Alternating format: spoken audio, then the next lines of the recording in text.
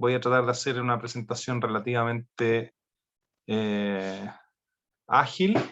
Yo sé que la idea de un viernes en la tarde escuchar a un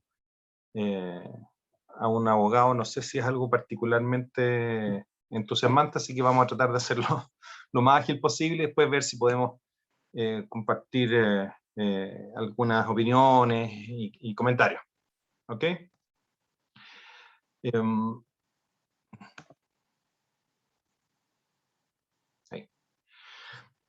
Lo primero para introducir es cómo la noción de derecho a la salud es relativamente nueva y es compleja en una serie de consecuencias. Quizás una de las más notorias es el que hoy en día, por eventuales omisiones, un ministro de salud puede ser acusado de condenar a muerte a personas que requieren de atención de salud. Y eso es algo que en algún sentido llegó para quedarse y es difícil de acercarse a este fenómeno desde una sola perspectiva. Hay varios fenómenos que la rodean y que en algún sentido la explican y que permitirían eventualmente tratar de encauzarlo en algún sentido. Entonces, quizás la primera pregunta, como más o menos obvia, es, bueno, ¿qué es el derecho a la salud? ¿Quién define a qué tiene derecho una persona cuando decimos que tiene derecho a una prestación específica de salud? ¿Cómo se hace? ¿Qué quiere decir eso? ¿Son los médicos los que, más que con el bisturí, con un lápiz, definen a qué tiene derecho una persona cuando prescriben un medicamento, cuando indican una prestación de salud o cuando prescriben o firman una licencia médica? ¿O son los burócratas? Son los burócratas que organizan la administración de recursos, los procesos y conocen los vericuetos de la legalidad y de la gestión de los recursos que definen finalmente cuándo una persona o un grupo de personas puede tener acceso a una determinada prestación o a la satisfacción de una necesidad de salud. O es el mercado, en algún sentido, el que le pone precio a esas necesidades y distribuye recursos de una manera que a algunos podría parecerles muy eficiente y a otros les podría parecer muy injusto. O es la justicia finalmente, y crecientemente la que cuando llega un reclamo a sus estrados, es la que determina, estrados de los tribunales, la que determina cuál es ese contenido efectivo del derecho a la salud. O es el paciente que a partir de sus necesidades, de sus aspiraciones o de sus intereses, exige que esos intereses sean protegidos jurídicamente y enarbolados como derechos. Ese es un derecho de apropiación individual en ese sentido, o medianamente colectivo cuando es capaz de organizarse a través de, por ejemplo, una marcha. Y esas preguntas no son solo retóricas, porque hay un tema crítico. A diferencia de los derechos de orden liberal o que están dentro de los llamados derechos humanos de primera generación, el derecho a la salud está asociado fuertemente a un derecho prestacional, o sea, implica el desarrollo de acciones por parte del Estado. Y esas acciones involucran crecientemente muchísimos recursos, muchísimas.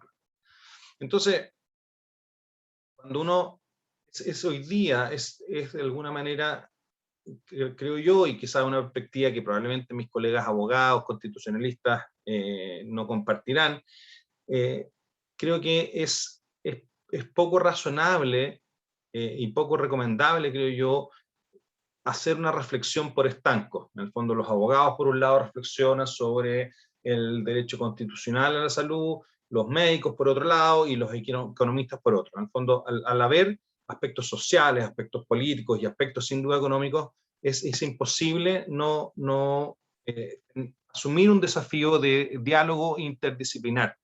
En ese sentido, todos tenemos que tratar de entrar en este diálogo generando eventualmente algunos mínimos comunes.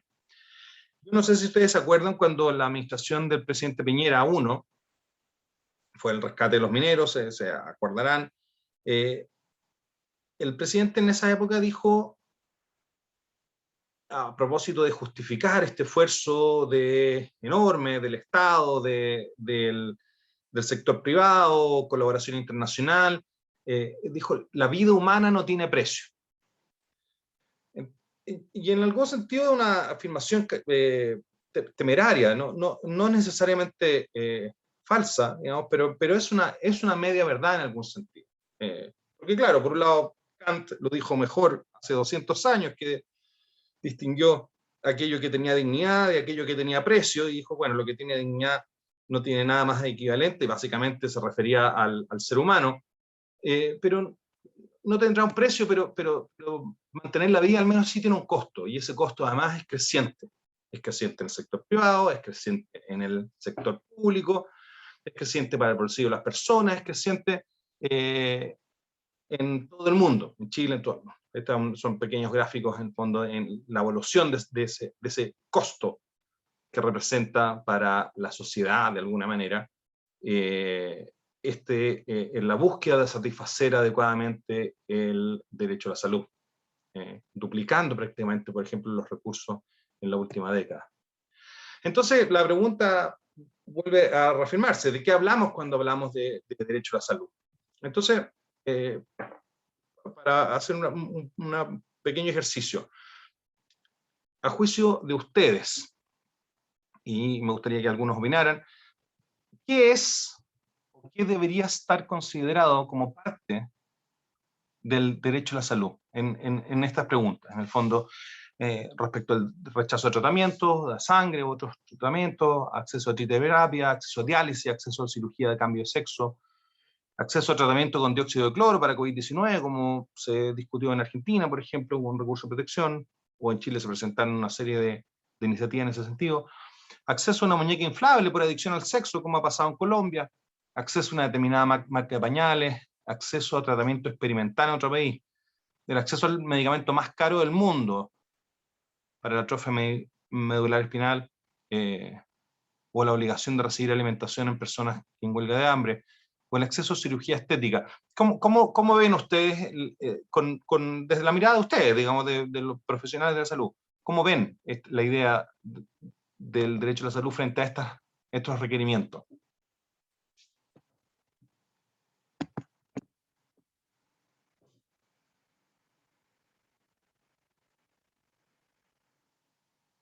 ¿Alguna opinión?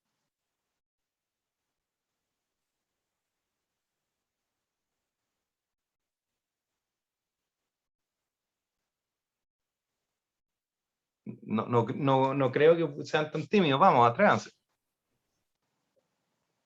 Puedo volver a compartir la pantalla.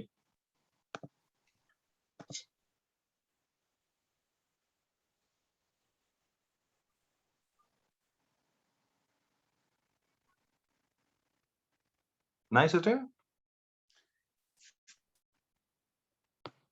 ¿Aló? ¿Están escuchando?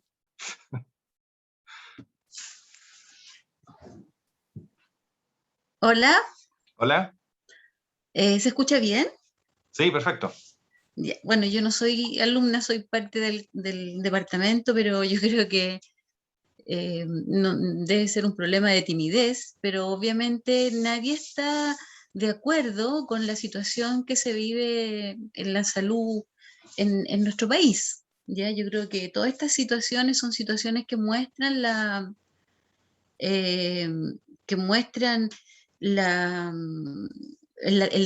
cómo se ha desprotegido la salud.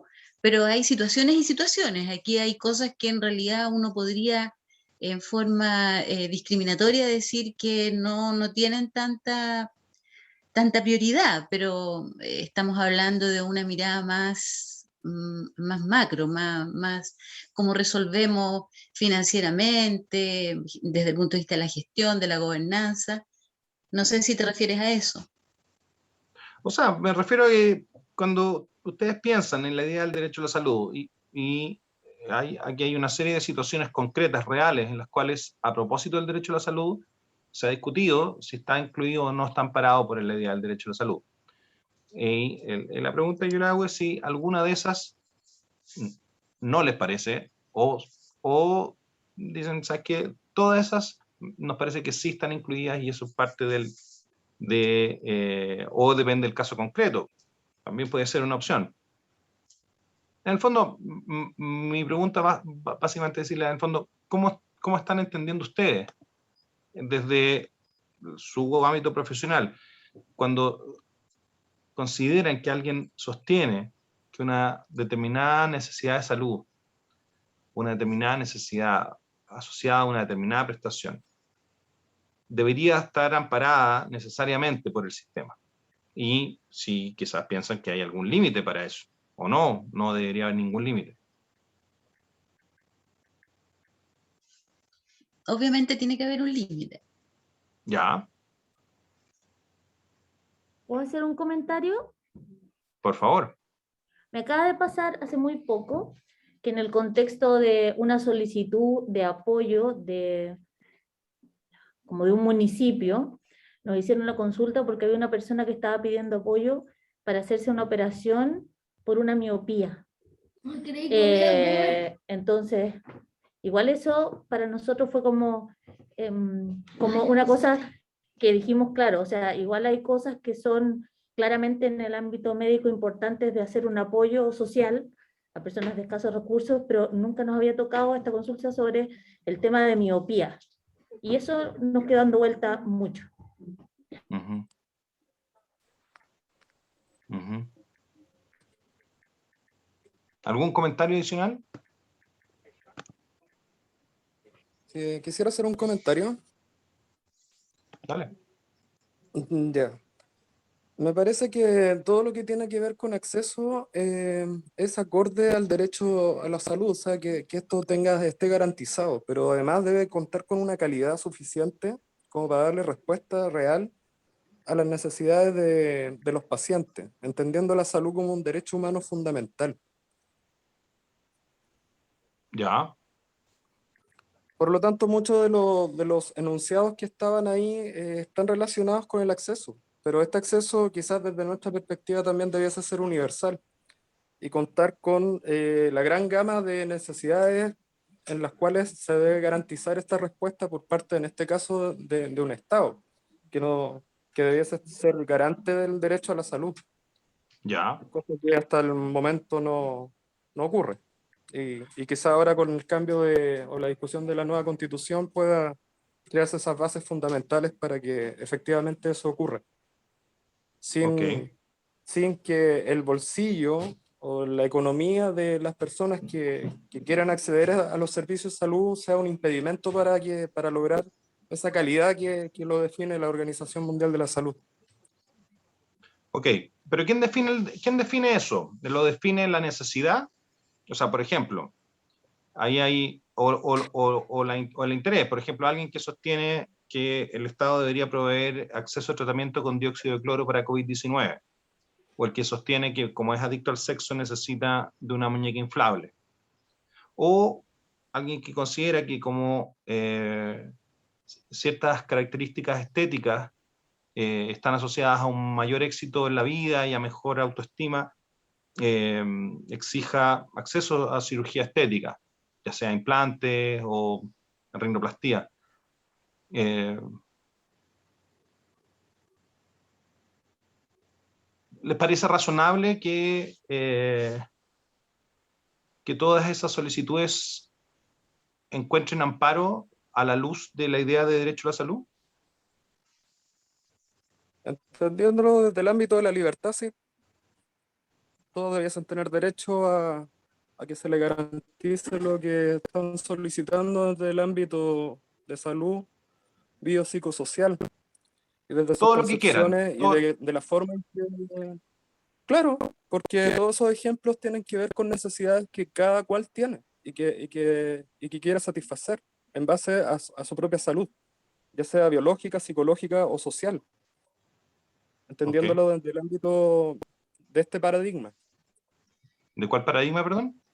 Del paradigma de la salud como como dentro del aspecto biopsicosocial. Y además podríamos sumar otros temas de creencias, religiones, orientación sexual u otros aspectos. Ya. ¿Algún comentario adicional? ¿Alguien está de acuerdo? ¿Alguien está en desacuerdo con eso? Yo estoy en desacuerdo, también, no como alumno del Ya. curso, sino como parte del Departamento de Salud Pública, porque creo que uno tiene que distinguir entre cuando trata sobre individuo y cuando trata de un colectivo. En este caso, si estamos pensando en una perspectiva de salud pública y el derecho a la salud, no estamos tratando casos individuales por bien que prime el individuo en tal, sino que, por ejemplo, es posible, yo soy neurólogo pediatra, es posible que en nuestro país, en este contexto, coste el medicamento más caro del mundo, que el Onesarnogin, Overpowerex o Zolgensma, que cuesta 1,6 millones de dólares, en un contexto que con eso podríamos financiar 50 centros de diálisis, construir 2 hospitales quizás, etcétera. Pese a que en mi opinión como individuo en ese paciente es que eso eventualmente le puede salvar la vida, pero frente a la persona colectiva eso es algo que yo puedo entregar, entonces también me tengo que adecuar al contexto en el cual estoy. Si una persona quiere hacerse daño o quiera acceder al tratamiento con dióxido de cloro con COVID, como Estado me corresponde garantizar algo que quizás no tenga evidencia, que puede ser más perjudicial, puede provocar un daño, por mucha libertad que tenga el individuo para aquello, yo creo que por eso no es algo que pueda quedar claramente definido, que se defienda de manera absoluta y completa ese libre albedrío, porque el mismo individuo o unos padres, por ejemplo, que no quisieran vacunar a su hijo, ¿tienen el derecho de hacerlo o esa autonomía subrogada o ese bien de la colectividad pública, de que ese niño pueda prevenir enfermedades a sus padres o a personas que no puedan acceder a la inmunización, se ve perjudicada? Entonces yo creo que viene ese juego entre lo que nosotros indicamos como profesionales en el 1 a 1, lo que conversamos con ellos y lo que efectivamente pueda realizarse o no pueda realizarse a nivel de un Estado y de una población como tal. Uh-huh. Ok. Bien. ¿Alguien quiere rebatir o que quiere insistir en su argumento o algún comentario adicional?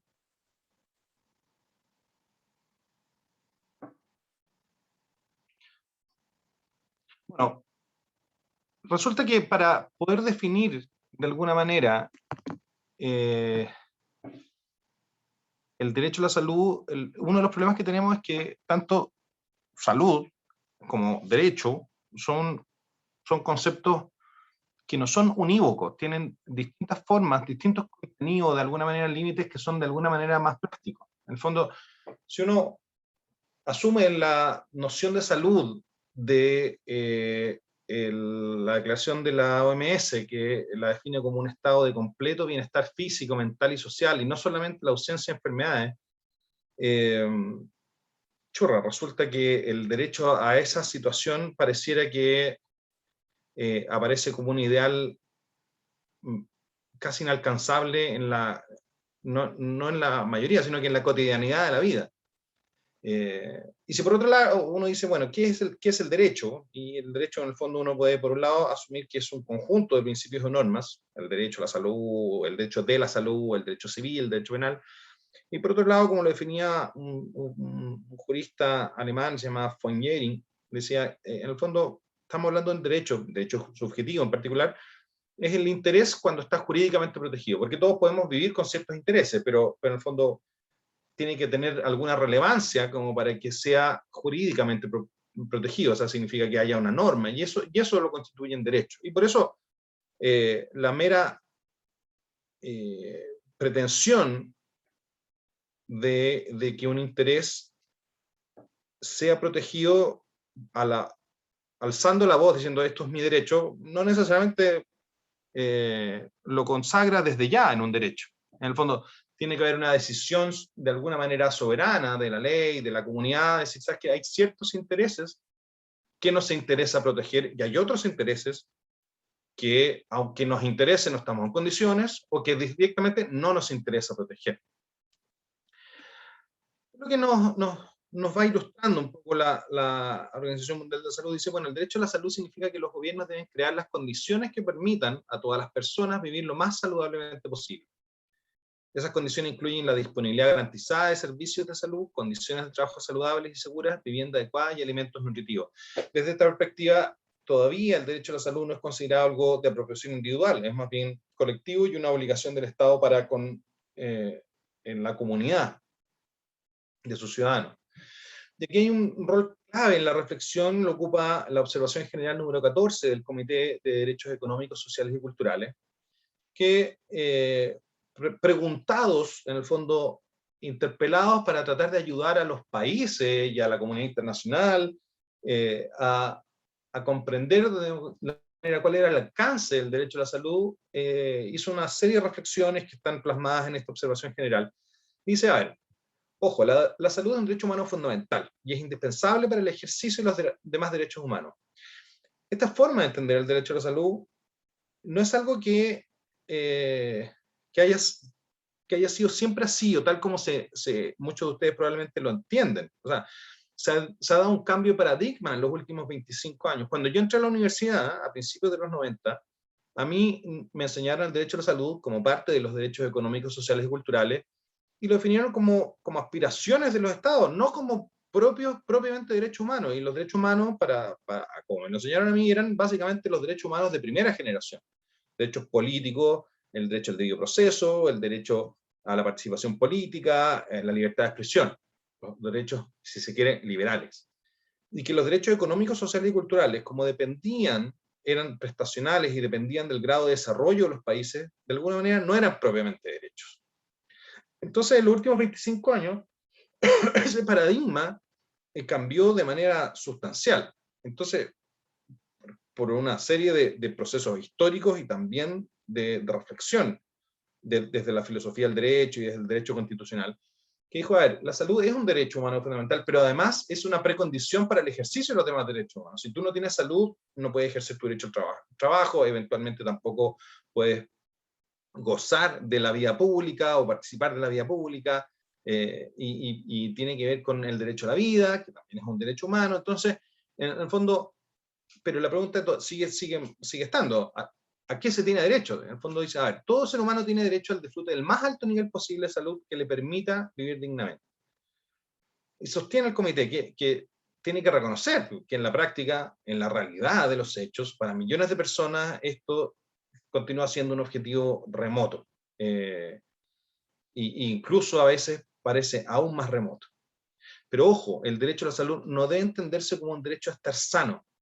El derecho a la salud entraña libertades, entraña derechos, y dice, bueno, entre las libertades está el derecho a controlar la salud, el cuerpo, la inclusión de la libertad sexual y genésica, el derecho a no padecer injerencias, el derecho a no ser sometido a tortura o a experimentos médicos sin consentimiento, pero también tiene como derecho a la existencia de un sistema de protección de la salud que brinde a las personas oportunidades iguales para disfrutar del más alto nivel posible de salud. ¿A qué se hace referencia en el fondo? Tenemos, cuando se habla de este nivel más alto posible de salud, en el fondo hay aspectos que tienen que ver con condiciones biológicas, socioeconómicas esenciales, y también a los recursos disponibles. No todo puede abordarse solo desde la perspectiva de la relación entre el Estado y los individuos. O sea, el Estado no puede garantizarte la buena salud, ni brindar protección contra todas las causas posibles de la mala salud. Entonces, el derecho a la salud debe entenderse como un derecho al disfrute de una gama de facilidades, bienes, servicios y condiciones necesarios para alcanzar el más alto nivel posible de salud. En ese sentido, en el fondo, entraña por una parte la atención de salud, pero por otra parte también el abocarse a los factores determinantes de la salud. Agua, saneamiento, alimentos, nutrición, vivienda, condiciones sanas del trabajo, medio ambiente, etc. Y en el fondo, no puede reducirse el derecho a la salud a lo prestacional, por un lado, y segundo, en el fondo, y aún en esa reducción tampoco depende tanto de lo que cada persona estime que necesita, ¿ya? En el fondo, pero tiene que haber aspectos de equidad, de disponibilidad, de accesibilidad, de aceptabilidad y calidad.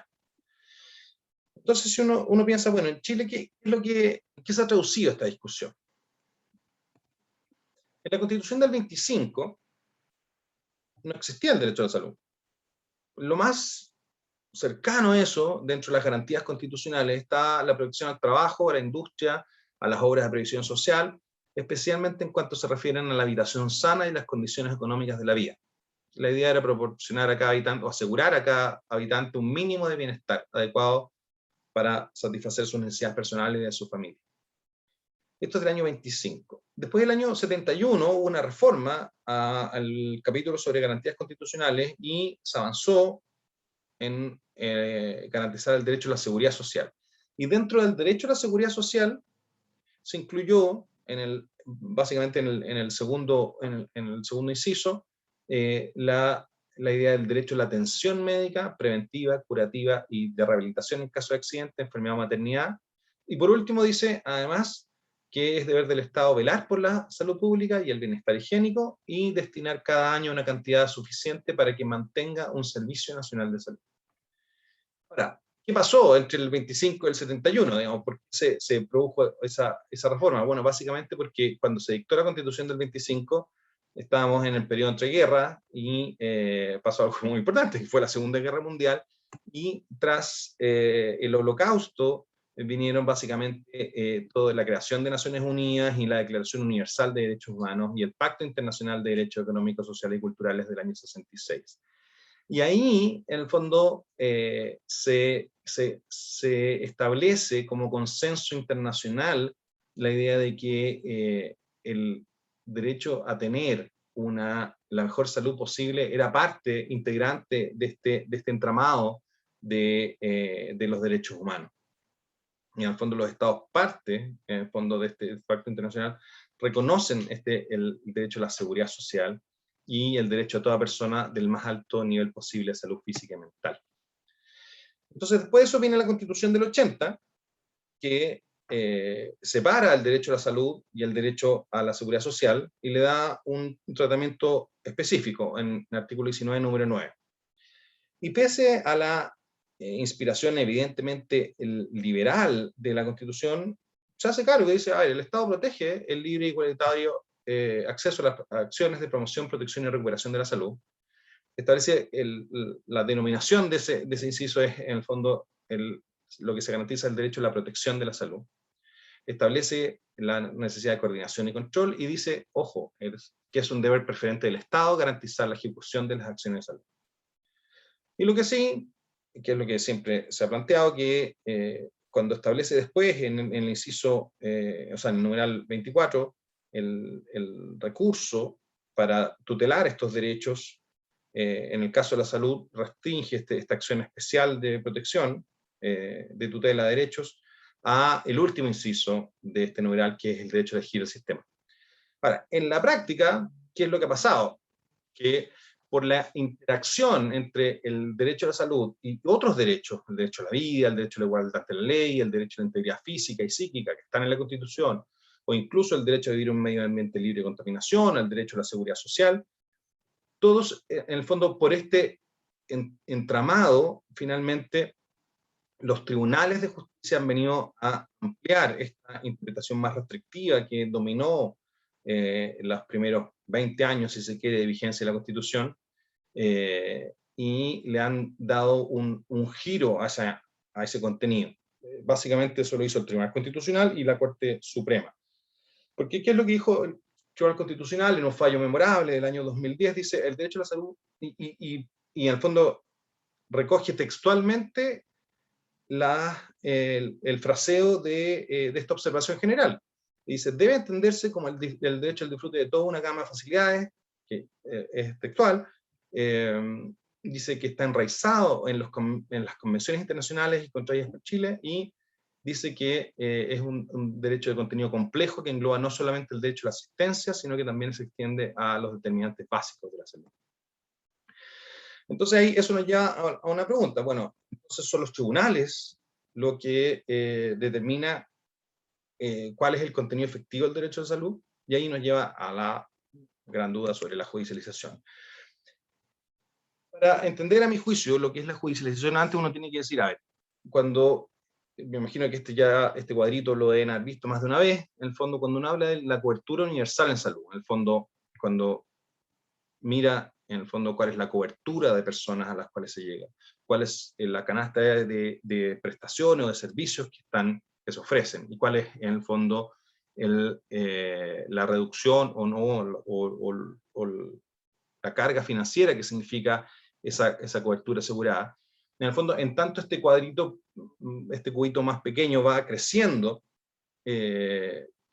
la judicialización es justamente lo que está de alguna manera fuera de ese cuadrito más pequeño, en el fondo, lo que no está siendo asegurado por los sistemas. Y en Chile, ese proceso se ha dado en varias olas. En el fondo hay distintos procesos de judicialización que en algún sentido tienen que ver con lo que estamos hablando. O sea, primero fue la judicialización del evento adverso, que en general no ha tenido un gran impacto en los últimos 20 años. Sí, al principio se esperaba que esto aumentara fuerte. Después tuvo una primera ola de judicialización del acceso en los 90 con VIH-Sida y diálisis, pero que con respuesta de políticas públicas finalmente no cuajaron como tutelas, pero estuvieron ahí. Y después ya a principios de este siglo, cuando ha venido ya a consolidarse como una forma de acceder a tratamientos de última generación, biológicos, básicamente asociados a enfermedades denominadas raras. Y hay otros procesos de judicialización, pero básicamente asociados al sector privado, que tienen que ver con la tabla de factores, alza de precios y prima GES. Y así como el Tribunal Constitucional hizo lo suyo, también la Corte Suprema recientemente ha ido corriendo, o denominado corriendo este cerco de lo que se entiende por derecho a la salud, básicamente por la relación íntima que tiene el derecho a la salud con el derecho a la vida. Y así, por ejemplo, podemos ver cómo se ha dado esta pequeña evolución. Al fondo, tenemos un primer caso de una demanda para acceder a un medicamento para el cáncer de mama, que originalmente no está financiado. El Ministerio de Salud le niega el tratamiento, va a tribunales, esta señora pierde, pero el Ministerio igual le da el tratamiento. Entonces, a la siguiente demanda, los tribunales dijeron, bueno, si el Ministerio va a dar el tratamiento, también lo podemos dar nosotros, y dieron tratamiento. Y llegamos a un escenario en que además, en el fondo, una beneficiaria de ISAPRE logró que se condenara al Ministerio de Salud para que le financiara el medicamento. Y la Corte llegó a afirmar en algún momento que el derecho a la vida era un derecho absoluto y por lo tanto, si estaba en riesgo la vida, siempre tenía que entregarse un medicamento. ¿Qué podemos asumir de eso? Primero, que más allá de la denominación que haya tenido nuestra Constitución, lo que importa no es tanto si es en la nueva Constitución, por ejemplo, se garantiza el derecho a la salud, sino que es el contenido efectivo. Y ese contenido efectivo ha venido cambiando en las últimas décadas, y ahí han tenido un rol clave los tribunales y también los organismos internacionales. Ya no es una mera aspiración programática, tiene un contenido efectivo. Ahora, la pregunta es cómo se va a recoger en la Constitución, pero aún más clave que qué es lo que diga la Constitución es cómo se va a interpretar. En el fondo, ¿queremos que el acceso efectivo a prestaciones de salud lo definan los tribunales caso a caso? ¿O vamos a definir que en la Constitución, en el fondo, lo que se defina por parte del sistema de salud, independiente de cómo se diseñe eso va a ser la concreción concreta de esta garantía? Eso es algo que va a tener que resolverse. Y ahí, a mi juicio, cumple un rol clave el problema de la priorización. En el fondo, ¿es posible o es compatible la noción de derecho a la salud con la necesidad de priorizar? O sea, atendido que los recursos son escasos, es una pregunta válida. En el fondo, ¿cómo satisfacemos las necesidades de salud cuando no podemos satisfacerlas todas? ¿Cómo podemos transparentar que cuando decidimos qué se va a financiar y por lo tanto quién va a vivir, en el fondo también estamos decidiendo qué nos vamos a financiar? Y en algún sentido también estamos decidiendo quién no va a vivir. Y algo que hace crisis, particularmente en nuestra sociedad tan segregada, es cómo estas decisiones pueden llegar a ser legítimas. Entonces, por un lado, yo creo que hay la percepción de que existe un diálogo un poco de sordo. En el fondo, hay quienes sostienen, mira, ¿sabes qué? No nos vengamos con cuentos, hay limitaciones financieras, aquí los recursos son escasos, y por lo tanto, como los recursos son escasos, en realidad no estamos hablando de derecho. Y el derecho a la salud está limitado por la cantidad de plata en el presupuesto.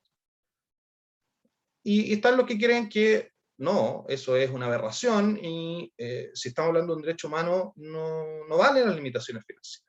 No corresponde. Tenemos que garantizarlo todo a todos.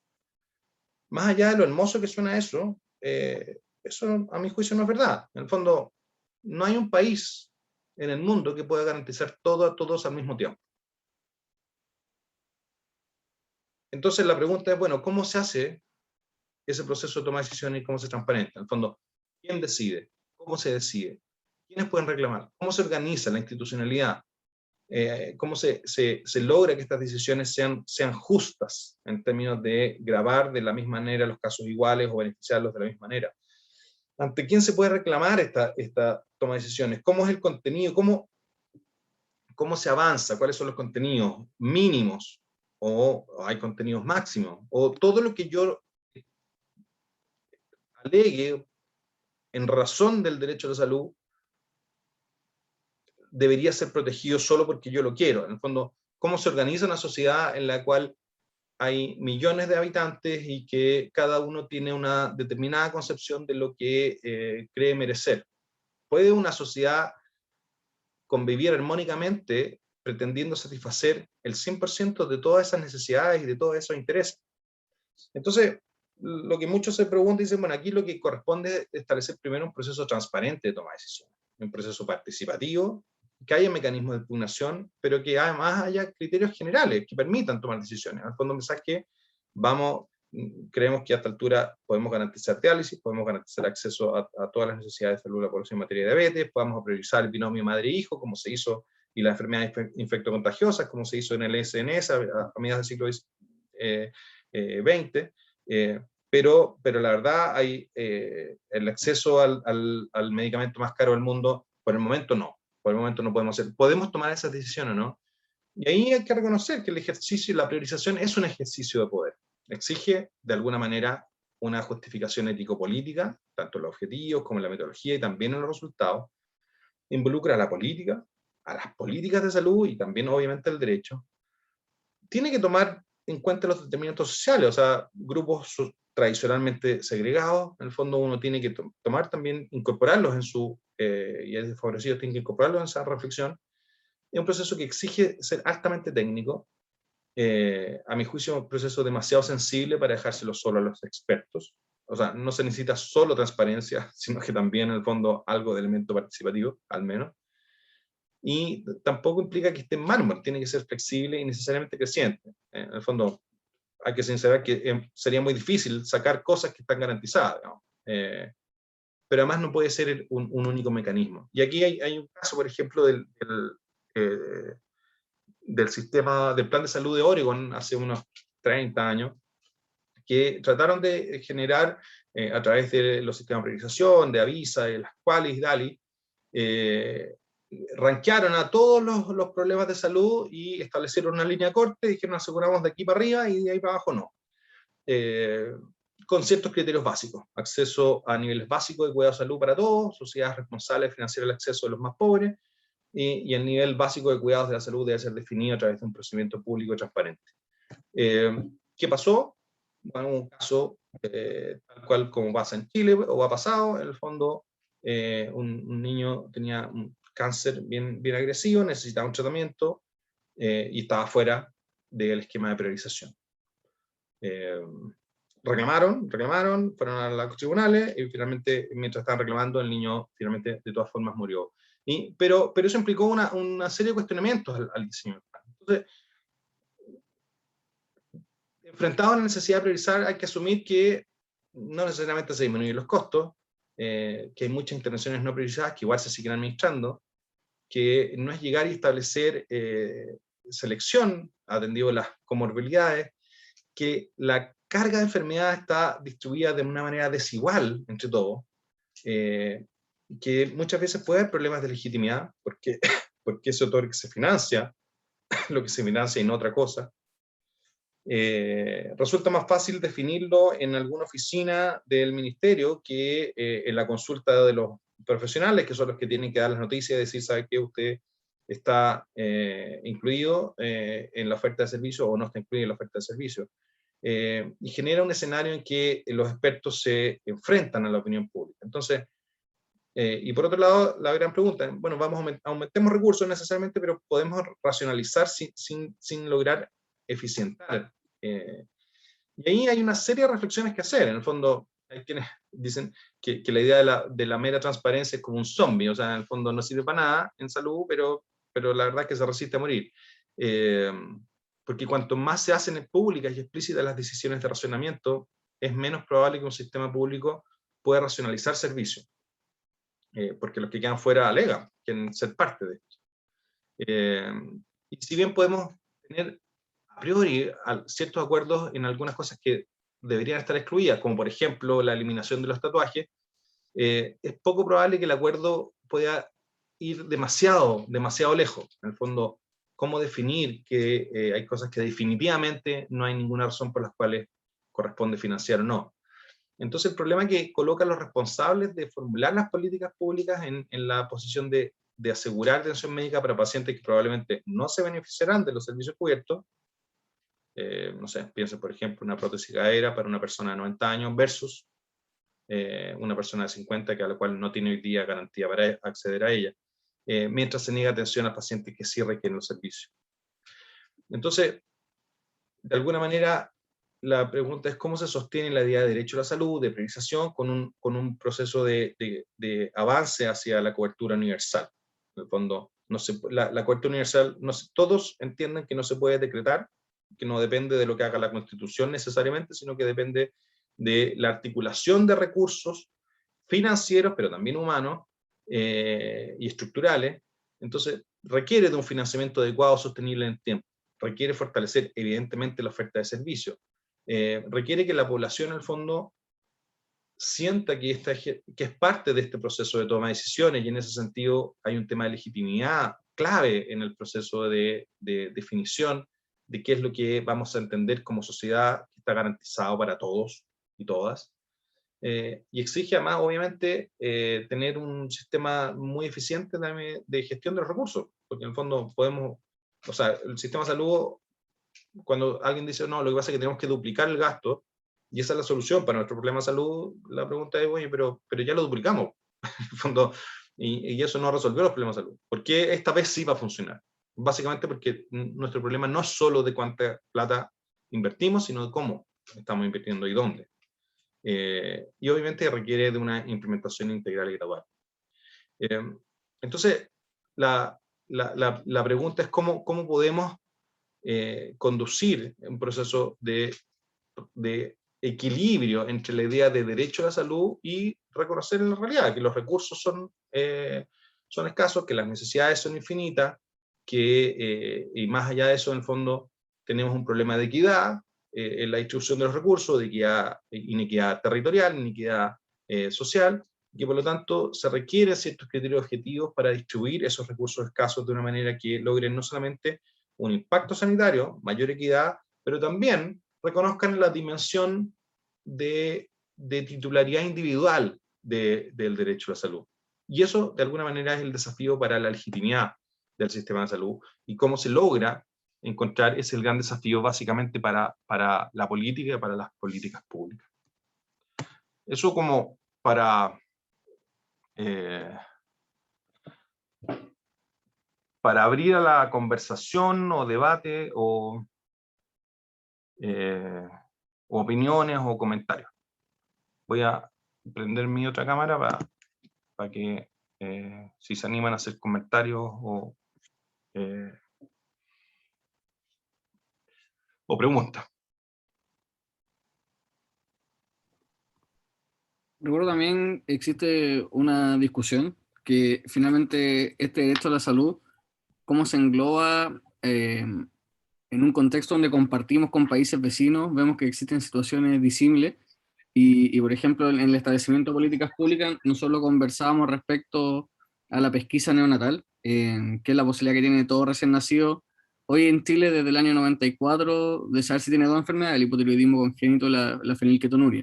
La idea es poder expandirlo a 26 condiciones, en Estados Unidos te quedan para 60, pero por ejemplo Bolivia no tiene pesquisa neonatal. Entonces, ¿cómo tú te enmarcas en un contexto donde en Latinoamérica, países vecinos, hermanos, con una migración que ocurre a diario, no tienen ni siquiera uno de los exámenes que nosotros tenemos desde el año 94? ¿Cómo tú te haces responsable de eso dentro de tu país? ¿Cuál es el rol que también nos compete a nosotros como profesionales de salud al respecto? ¿Cómo vamos configurando en este contexto de recursos finitos y a la vez dispares entre la población que tú tienes, que probablemente también va a poder acceder? Muchos vienen también a tratarse a Chile, ¿cómo tú te haces cargo de ello? ¿Pudiste haber ayudado a gestionar esas políticas públicas? Que también es otro punto discusión, que es lo que hoy se habla como de medicina internacional, que es un nuevo concepto de cómo los países que tienen mayores recursos, tienen mayores derechos o mayores prestaciones, se las entregan a sus vecinos y permiten también el desarrollo de ellos. Ujú.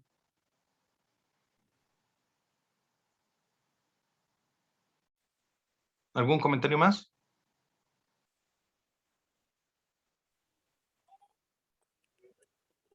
Quisiera comentar algo. Si bien es cierto, uno piensa en lo que tenemos, que son las garantías explícitas en salud, que han venido en cierta medida a otorgar esta garantía o derecho para algunas prestaciones de salud,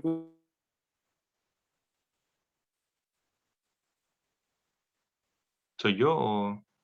No, sin lugar a dudas, universal de salud, el derecho a la salud es lo más adecuado. Y creo que hay experiencias, sobre todo los países que han desarrollado una atención primaria fuerte, como el caso de los ingleses, los canadienses, a nivel latinoamericano los mismos cubanos. Entonces es importante no cerrarse a esas posibilidades, a esas experiencias, que si bien tienen sus fortalezas y sus debilidades, también están marcando en cierta forma el ideal que debiésemos tener como derecho a salud. Así es que ese comentario quería señalar. ¿En qué sentido, Lautaro, disculpa? ¿Cuál sería ese ideal? El ideal del derecho a la salud como un derecho humano fundamental y universal. O sea, no poner límites. No colocar, por ejemplo, en los ejemplos que hemos venido conversando, que si una persona que tiene un problema, un cáncer de mama, o por ejemplo, como se señalaba, el retiro de un tatuaje, tiene una diferente connotación en términos de salud. Evidentemente lo tiene.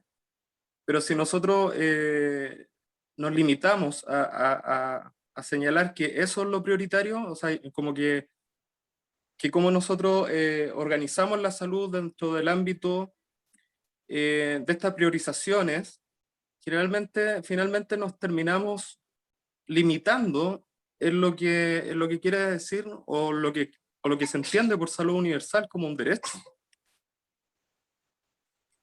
No Ahora, sé si me explico. En todos los países, incluso en los más avanzados, o en los que el derecho a la salud parece más avanzado, quien define a lo que se tiene acceso no es la propia persona. Hay alguien que define a lo que se tiene derecho. ¿Y a qué? No hay... no es la demanda la que define la oferta, sino al revés, se define cuál es la oferta. En todos los países donde eso es así. Ahora, en algunos países esa oferta es más amplia que en otros, pero no soy yo el que defino en ningún país del mundo porque yo creo que lo que necesito o alguien me recomendó, el Estado en su caso va a estar obligado a darme lo que yo quiero. Probablemente sea al revés. Si yo tengo un problema de salud, el Estado va a definir que es alternativa terapéutica la que yo tengo disponible, no otra, no la que yo quiero, ni la que mi profesional me recomendó o la que vi en la televisión.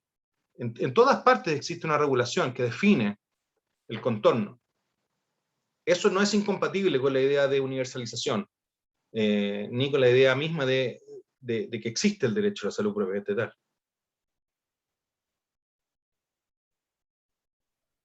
Sí, a ver, al comienzo habíamos conversado o habías preguntado, Sebastián, sobre más o menos cómo habíamos tratado las temáticas dentro del curso. Y hasta el momento en algunas clases habíamos entendido que la parte primaria o la relación con la participación ciudadana en el ámbito también de las necesidades o priorizaciones de la salud era muy relevante e importante para la toma de decisiones. Porque queda claro que esto conlleva una voluntad política importante a la hora de establecer esta garantía. Y también hablamos, por ejemplo, en algún momento sobre la telemedicina y la relación que existe o la interconexión que existe hoy en día tanto en el diagnóstico como en el tratamiento de los pacientes a distancia. De hecho, hay un documental que se llama Diagnosis en Netflix, que por ejemplo hablaba de una niña en Estados Unidos que tenía una enfermedad rara y que en Estados Unidos no le habían hecho el tratamiento porque su seguro de salud no le daba las garantías para poder establecer el diagnóstico y su tratamiento. Y además pasaba la chica por una situación súper compleja porque los médicos la demandaban a ella porque no podía pagar las cuantosas gastos de salud que ella tenía o las consultas, no las podía pagar. Entonces, ¿qué se hacía? Hay una doctora del New York Times que pone su caso internacional a través de las redes, empiezan los médicos de diferentes países a ver cuál es la situación de esta paciente, y aparece, por ejemplo, un médico en Italia y dice, bueno, yo creo que puede ser esta enfermedad, y la citan y le hacen el examen de forma gratuita y descubren cuál es la enfermedad y cuál es su tratamiento. O sea, ¿qué quiero decir con esto? Que en este momento nosotros estamos viviendo la interconexión de los sistemas. Y de alguna u otra forma estamos viendo, bueno, este sistema da respuesta ante algunas situaciones y estos otros están dando respuesta ante otros. Pero lo que nosotros tenemos acá, y que bien y comparto plenamente, es el hecho de la segregación. Acá tenemos un problema serio con eso. Gente que sí puede acceder a esta calidad de salud y otros que simplemente, y en su gran mayoría, no. A pesar de que está el auge, a pesar de que está algunos beneficios, así todo, hay muchos que no pueden acceder a esa calidad porque no tienen los recursos económicos. Y eso es indudablemente no es positivo. Bien.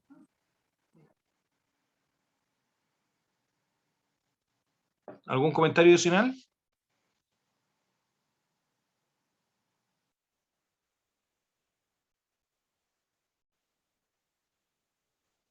¿No? ¿Nada? ¿Preguntas? ¿Comentarios? Es la comunidad de médicos más silenciosa que he visto en mi vida.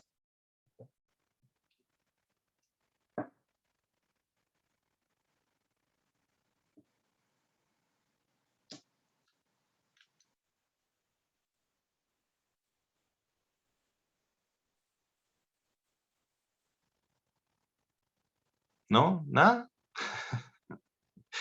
Bueno, Sebastián, si no hay... para efectos de cerrar, digamos, yo creo que es importante en la reflexión sobre el derecho a la salud entender que es imposible. Hay un tema que no es teórico, quizás es más bien práctico.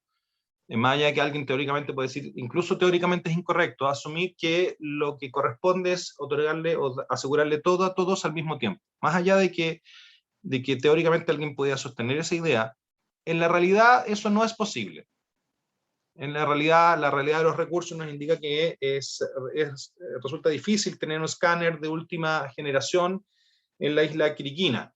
En el fondo tenemos que asignar y distribuir recursos, y eso implica un ejercicio de poder, y como tal, requiere de una cierta legitimidad en ese proceso de toma de decisiones. Entonces hay elementos técnicos, hay elementos políticos, respetando ciertos mínimos éticos y jurídicos también. Pero en el fondo, en la conformación de lo que es el derecho a la salud, en el fondo vamos a tener siempre que entender cómo se asignan los recursos y que vamos a tener que tomar decisiones. Alguno de ustedes trabajará o ya trabaja en el Ministerio de Salud y va a tener que tomar decisiones.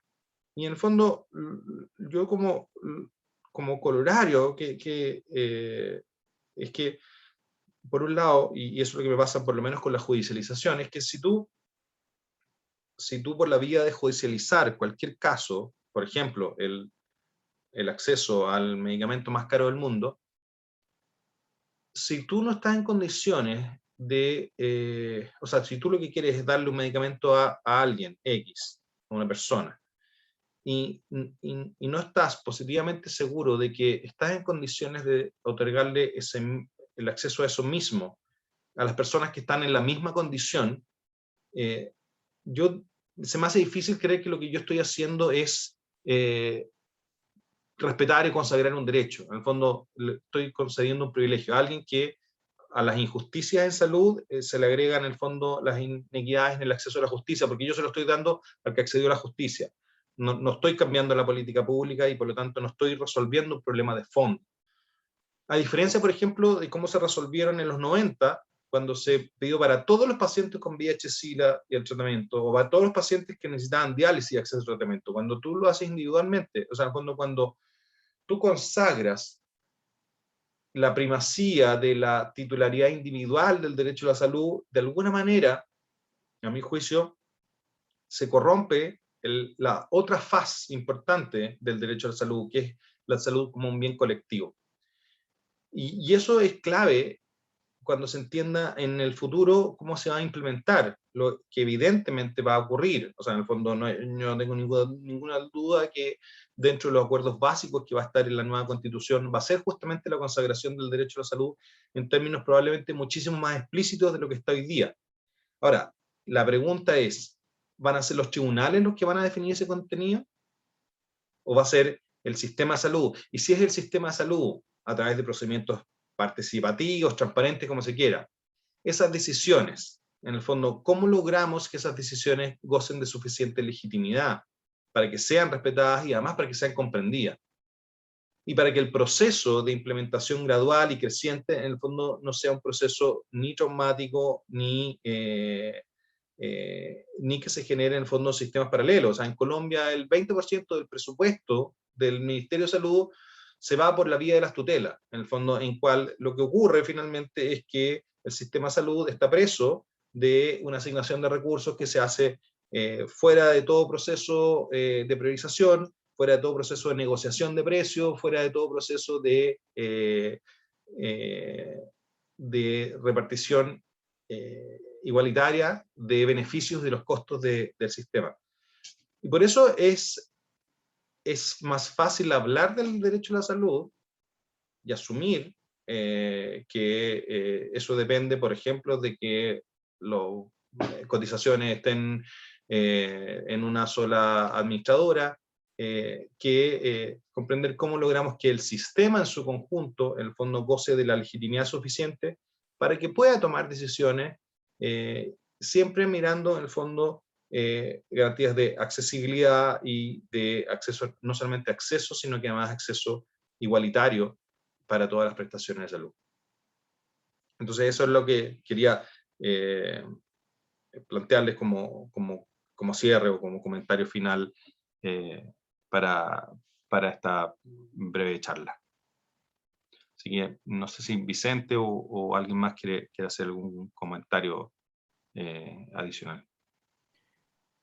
Yo creo que una de las labores y de los objetivos también de este curso es precisamente cómo cambiamos nuestra formación, por eso no invitamos solamente a médicos ni médicas a exponer, sino también a otros profesionales. Yo creo que dentro del pregrado, luego también del posgrado, de lo que es la formación médica, nos falta mucho conocer respecto a políticas públicas, la generación de estas, cómo nos hacemos partícipes, cómo entendemos también que no solamente tratamos individuos, que muchas veces dedicamos a poblaciones, cómo nos vamos relacionando entre ellas, cómo vamos ponderando todo esto que tú mencionabas respecto a recursos que son finitos, cuál es la priorización, cómo realizamos esta priorización, a quién podemos entregar aquello que realmente necesitamos entregar, garantizamos esto a un colectivo, hacia un individuo, y yo creo que nos llevamos muchas tareas que profundizar. Esperamos que no sea la última vez que podamos conversar contigo también, Sebastián.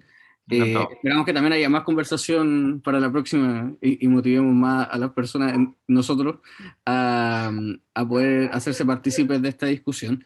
Y queremos dejarte también, te haremos llegar a tu domicilio un regalo de la editorial de la Universidad de Valparaíso, una editorial local que trata sobre Puerto de Ideas, que es algo que se está realizando, partió en Valparaíso y ahora también se realiza en Antofagasta, esta última vez en versión virtual, donde se exponen diferentes pensamientos e ideas. Y este es un libro que se llama Paisaje, Patrimonio, Cultura y Tutela, de Salvatore Setis. Te lo vamos a llegar a tu domicilio para agradecer también tu participación en el curso. Así que también gracias a Roberto que ayudó a que te pudiésemos contactar.